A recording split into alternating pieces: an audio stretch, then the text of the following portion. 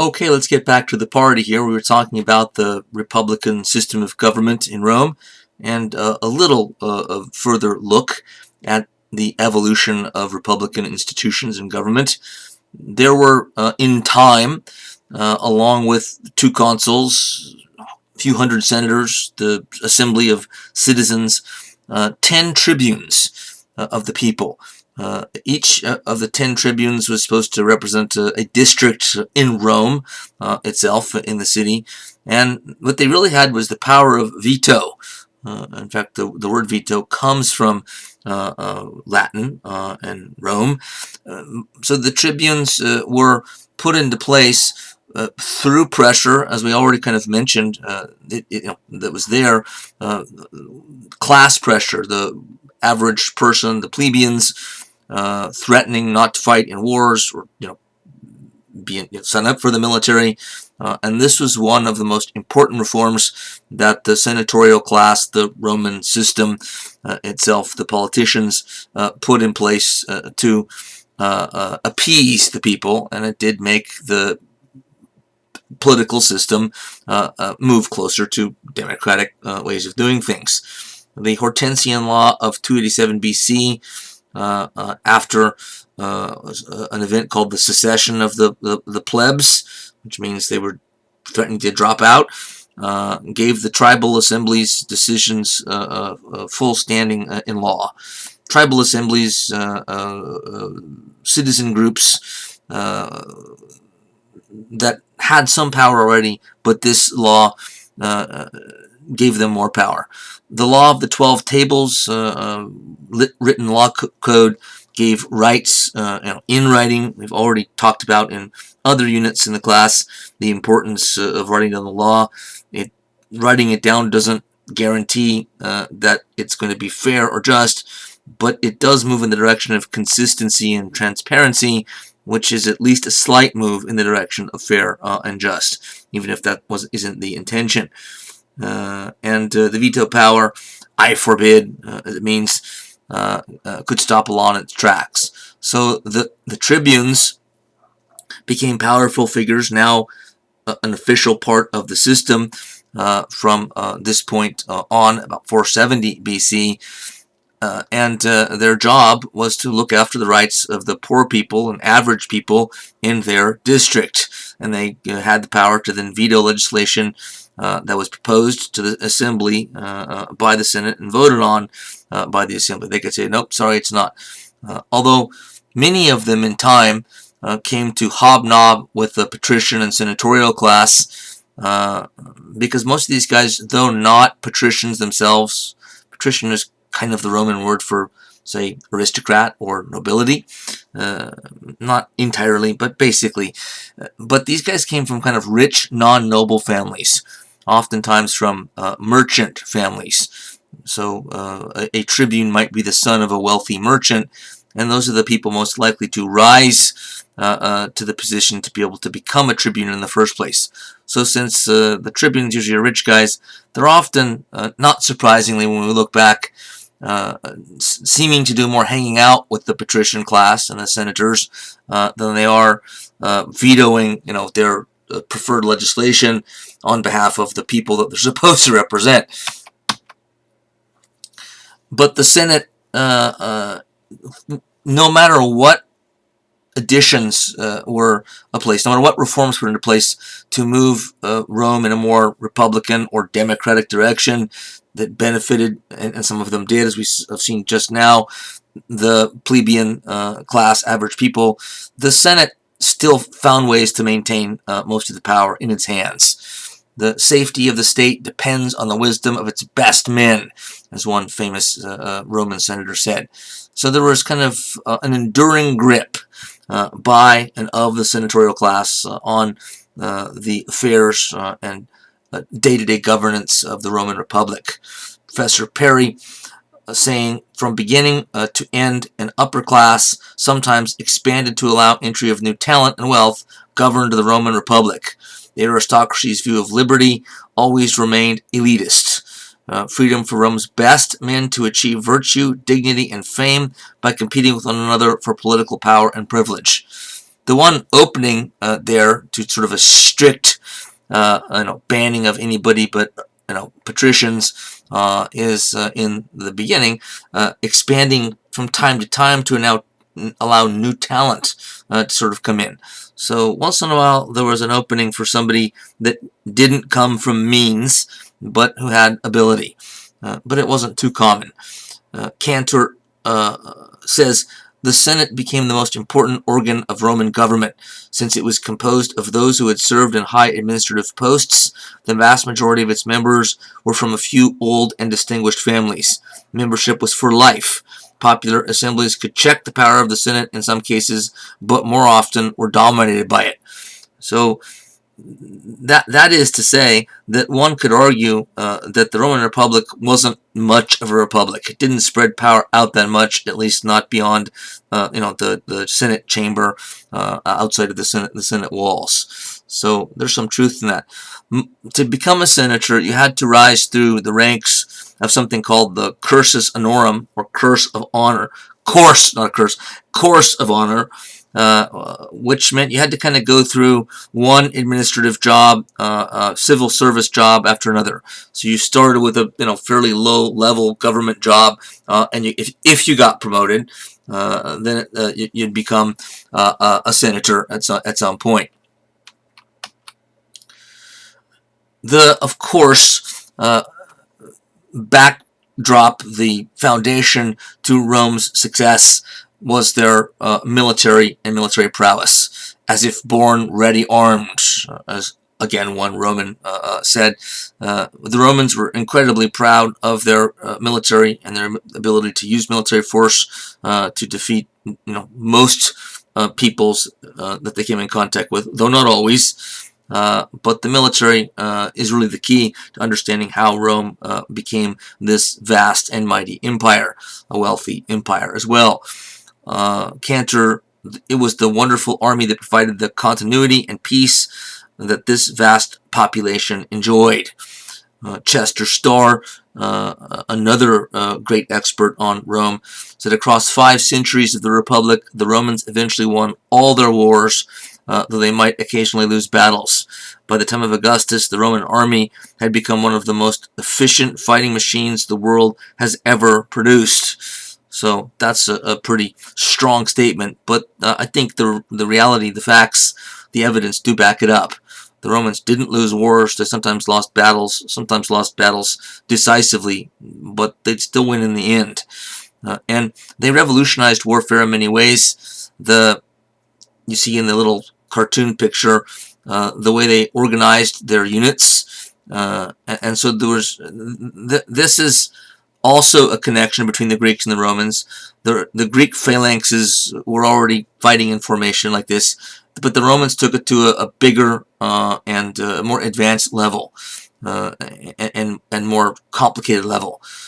And one of the innovations among many that the Roman military used to make itself so successful was that these aren't really warriors, as we sometimes call men fighting in battle in history. Warriors tend to be kind of one-on-one. They might, start out on a unit or a group of people that, side they're on, but they all kind of go into battle and then kind of do what they do. Now, in the Roman military, it's less important that you have your own, physical prowess, strong and powerful. That is still some importance, but the main thing is you have a job to do within your unit, and you need to know where to be and what to do at the proper time and how to do it. And people have different jobs, so that it's unit cohesiveness, how well you function within the unit, how well you do your job as trained and ordered. That's the key to success of the Roman military. And this wasn't a total new idea. Again, the Greeks had already been doing it, some other peoples as well, but the Romans, again, took it to new heights. Now we get to the chronological narrative of what I call the crazy roller coaster ride of Republican Rome. So off we go. This is the part that's better than fiction. The law of the 12 tables, we already mentioned. Rome's republican values going far back to its beginnings. The beginnings aren't that far back. That should say 450 or 460, but not 4650. And the Romans always, from this point forward, maintained a great deal of pride in their legal system and legal institutions. They certainly weren't always fair legal statutes and laws by our standards, but nonetheless, they were quite impressive considering the time. The struggle of the orders, as is known, is the long-term class conflict between plebeians trying to gain rights on one hand and the patrician senatorial classes on the other, trying to restrain them and hold them back, but giving in and throwing them reforms when they feel they have no choice, because the whole thing will come down and collapse if they can't get the plebeians to cooperate and fight in the military and do other things, their jobs. So, and class conflict then was a driving force in Republican politics, mainly in the sense just mentioned, that without the class conflict, without the poor rising up in rebellion or threatening to, not fight in the military, the patrician / senatorial class probably would have had no reason and no inclination to make reforms benefiting the masses. Rome first became an empire, at least outside of Italy, during the 3 Punic Wars against Carthage. The word Punic comes from the Latin word they had for Carthage. And Carthage, you see in the purple, the map on the right, was already an empire, since you can see it controls territory in various parts of the Mediterranean, all in the Western Mediterranean. But it was the big kid on the block in the Western Mediterranean at the time. So Rome, as the kind of up-and-coming challenger, not surprisingly, eventually squares off with the previous champion and master of the Western Mediterranean. And they duked it out in 3 successive wars. And the Romans prevailed, but not easily. So Carthage was the first big conquest of the Romans that kind of put them on the map as an imperial power. And of course, they would go on to sort of much more conquest. The Second Punic War might be the most famous one, and not because of anything a Roman did, but because of what one of Rome's greatest opponents did. This sees the exploits and successful fighting against the Romans of the Carthaginian general Hannibal. And Hannibal famously took an army around, crossing into Spain from North Africa, so moving away from Carthage, crossing in Spain, going through France, then going through the Alps with elephants, as you can see there famously. Elephants aren't indigenous to the Alps, probably knew that, but he brought them, and descended, kind of coming from the back end, at least considering where Carthage is, and wreaking havoc on Rome for the better part of a decade. The signature battle was at Cannae, which you see in the little blurb there on the heel of the boot of Italy, and that was an utter annihilation of Roman forces, Roman legions as they were called, and Hannibal won battle after battle. And they couldn't get him out of Italy, at least by beating him on the battlefield. He was such a good general. The Romans did something else, which was clever, of course, and that is, while he was still in Italy, they decided to send a military force to put pressure on Carthage, and Carthage, as the capital of the Carthaginian Empire, couldn't fall if it was going to go on being an empire. So Hannibal felt he had no choice but to fall back and come back to try to protect the city. So the Romans got Hannibal out, not by defeating him on the battlefield, but by taking the war to Carthage and forcing him to try to defend Carthage, which the Carthaginians did defend and keep the Romans out of the city of Carthage, at least in this war. So from Cannae to Zama, Cannae, Hannibal's signature victory. You don't need to remember the, or know the positions of troops on the battlefield and all that. That's more window dressing than anything else here. I like the slide in the upper right, though.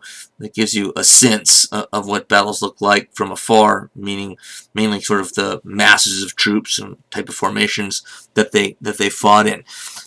Zama comes about in the Third Punic War, which was the one that finally put an end to Carthage's power in the west and replaced it with Roman power, Western Mediterranean, that is. A Roman senator named Cato the Elder. There is a Cato the Younger, too, that comes generations afterwards, a conservative amongst Roman patricians, but he apparently was obsessed with defeating and destroying Carthage. Supposedly, after every speech he made in the Senate, even if it had nothing to do with foreign policy, war, Carthage, that could be about the budget, he would apparently finish his speech with, "And Carthage must be destroyed." And he got his wish, because between 149 and 146, a short war in this case, the Romans not only took the city of Carthage by force, they burned it to the ground. Legend has it that they sowed salt, poured salt into all the fertile farmland to make it barren soil, and more or less erased it from existence. And this message, was not lost on the rest of the peoples around the Mediterranean basin, because it won't be the last time Rome does something like this as well. But they're intentionally sending a message. Everyone's getting the message that you don't mess with us, we will erase you from existence. We won't just defeat you, we will erase you, like you never existed at all. So the Romans arrive on the scene as a true empire after the Third Punic War, and full dominance thereafter of the Western Mediterranean. On this crazy roller coaster ride, full of, now we see foreign conquest and foreign wars, but also ongoing class conflicts. We see entering at stage left or right, depending on your preference, the Gracchi brothers, Tiberius and Gaius Gracchus, both tribunes of the people at one time or another, and as tribunes, actually doing their jobs, trying to push policy and laws that benefit the average people of their districts. They started proposing some radical things, like redistribution of land and property, putting a cap on how much land any landowner could own, which you might have already guessed didn't go over very well in the Senate, most of whom were big landowners. And the Senate responded, as we might expect. They murdered Tiberius Gracchus, or had him murdered, and Gaius Gracchus was killed in a civil war between kind of rich and poor. Poor rose up, not for the first or last time here, and fought for reforms and changes. And Gaius Gracchus was killed. He may have committed suicide. He may have been killed in battle. He may have been killed and assassinated like his brother was. That's unclear. But they certainly got themselves into plenty of trouble by pushing reforms so radical that it set the Senate to actually want to and follow through on killing them. Remember, in ancient Athens, the great reformer Solon, who was a aristocrat, an elite himself, but nonetheless, Solon was sensible enough to push for mild reforms that he knew that his fellow nobles would accept and not go too far. This was rash, I guess you could say brave, as well on the part of the brothers Gracchi, but they were doomed to fail, if not get murdered. Enter Marius now. This is one of the great heroes in all of Roman history. Not as famous as Julius Caesar, the one Roman you've all heard of, but nonetheless, Marius is one of those guys I mentioned before that served as consul several times. and had many military victories also as a general. Most of the patricians, not all, or most of the senatorial class were political leaders and generals. Some of them not such great generals, some of them brilliant. And Marius was, a good general and a good political leader. Sometimes the major goal was to get a consulship so that you could set yourself up to give yourself command of troops fighting in the field in an army to win glory for yourself and be a hero in Rome. Since there were two consuls, one could leave and go lead troops out on the battlefield. So Marius had done this a number of times. But he tried to make a comeback in middle age, really, which was later in life in those days, and to sort of show, I guess, everybody that he was still, in sound mind and body and not over the hill. People saw him doing push-ups more than once out on the Forum. And Forum is for public area in Rome. People like a market all over the place. So he was doing this quite conspicuously, apparently to send the message: "Hey, I'm not over the hill yet. I can still lead troops in battle." This came about around the time that something known as the social war was fought, and this was a civil war. Not between the rich and the poor within the city of Rome itself, but between Rome and its military forces and the surrounding peoples just outside of Rome in the hills of the Italian countryside. Remember, these had all been tribal groups at one point, and the Romans at first didn't give the peoples outside of Rome, even though they were fellow Italians from our perspective today, citizenship rights. So these other tribes had to fight their way into citizenship rights. They didn't really win the war, but they put enough pressure and caused enough grief and enough costs on the part of the Romans that they eventually did get their citizenship rights from it. Marius was one of the main commanders of Roman forces against the tribal peoples outside of Rome in the social war. And one of his subordinates was an up-and-coming patrician, an elite, named Sulla. And he was a junior officer to Marius in the social war and wasn't too happy about it. Sulla was full of himself, as was Marius, and thought that he should have sort of had a higher position, believing Marius had glory enough already.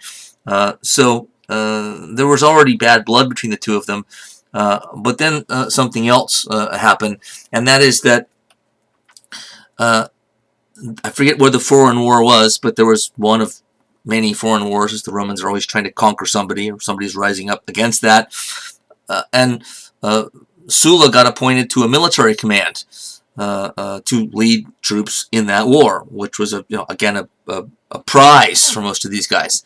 And Marius used his clout as a insider now for years, both in the military but in politics as well, to get the command taken from Sulla and put into his hands. This is kind of why he's doing push-ups apparently in the in the public area in the Forum, because he's wants to show I still have it. And this enrages Sulla, understandably, though. What Marius did wasn't illegal. He did do it within the system. He basically got a tribune to veto the act or the law that gave Sulla the command. So it didn't violate the letter of the law, but it certainly violated the spirit of the law. Nobody had ever done that before. Nobody had sort of ever done something that petty, at least in such a big situation. To sort of strip somebody who had rightfully and also through the system gotten command. So both of them had acted lawfully, but one of them had acted lawfully but not morally. And so Sulla had certainly real reason to be aggrieved, and was. But what he did next in response made the situation worse and caused problems for Rome itself. What he did was he turned an army under his command and marched it into Rome and basically forced his way back into his military command And both Marius and Sulla, their soldiers and their armies, and their followers and supporters in Rome, basically kind of fought a civil war against each other. Sometimes when one was in control of the city for a time, and then another, when the other one was gone, they would sort of clamp down with reprisals on friends and supporters through arrests and executions, and it got bloody and violent. Making matters worse, and maybe the most dangerous part of all this, is by this time, partially because of this, armies commanded by generals started to become more and more loyal to the general themselves than to the republican system, to the republican government itself. When you have things like that going on, your republic is in trouble. That's not supposed to happen. So we now have armies that are becoming increasingly personally loyal to the general and not so much to the Roman Republic itself. So Sulla and Marius, the conflict between them and what they do about it, certainly weakens Roman Republican institutions and sets the table for worse to happen, which eventually brings the Roman Republic crashing down. But if that all isn't enough for drama and problems for the Republic, next comes the Spartacus rebellion, a slave rebellion, where thousands of slaves under the leadership of the legendary slave himself, leader Spartacus, for months fended off one Roman legion after another, defeating them in battle on a number of occasions, forcing the Roman government to send more and more troops out to put the slave rebellion down, which they eventually did. But the question, how can that happen? How can a slave army, not because they're slaves, but because they didn't have military training. They didn't have time to, drill and train and fight in units, and the Roman armies always did. So how is it that they're defeating them? Some of it may have had something to do, of course, with the cause. If you're involved in a military campaign whose reason for being is to get yourself out of the horrors and misery of slavery, you're probably motivated. So that's something to do with it. And Spartacus was put down and killed, but after a great deal of doing. But this just caused even more instability in Republican Rome than the Republican system, even though the rebellion failed in the end. Which brings us to the one Roman everyone's heard of, Julius Caesar, a popularis, as they were sometimes called.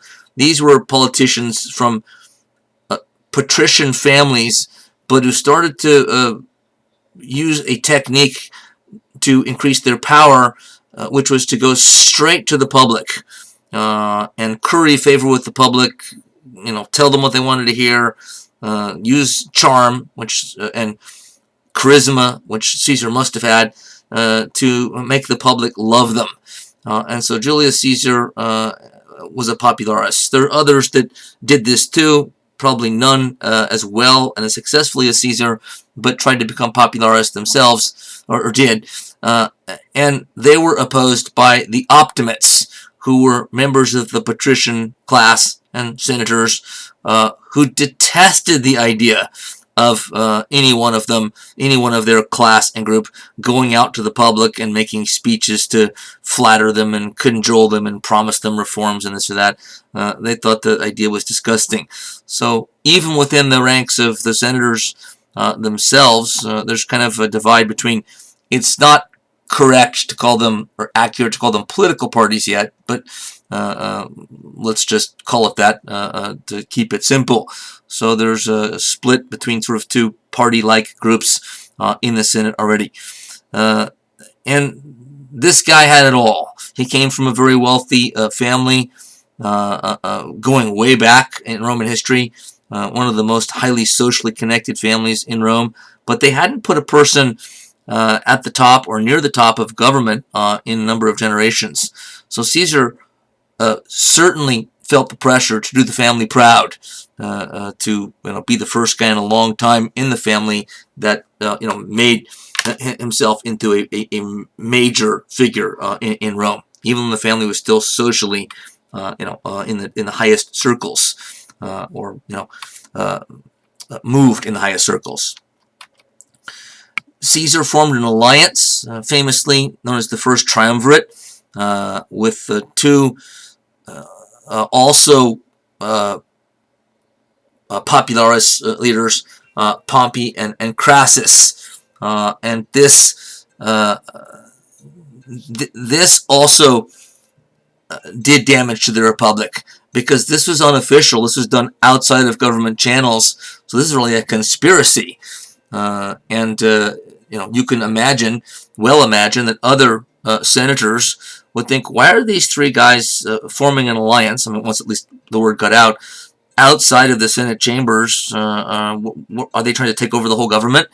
Which appears to have been something of the goal. Crassus was a rich politician from a merchant family. Pompey was a guy from a higher ranking noble family and a bloodthirsty, though effective general. And of course the all-around superstar in Caesar. So this is a pretty powerful threesome or triumvirate in the forms. One guy's got the money, one guy's got ruthlessness and brutality, and one guy's got it all.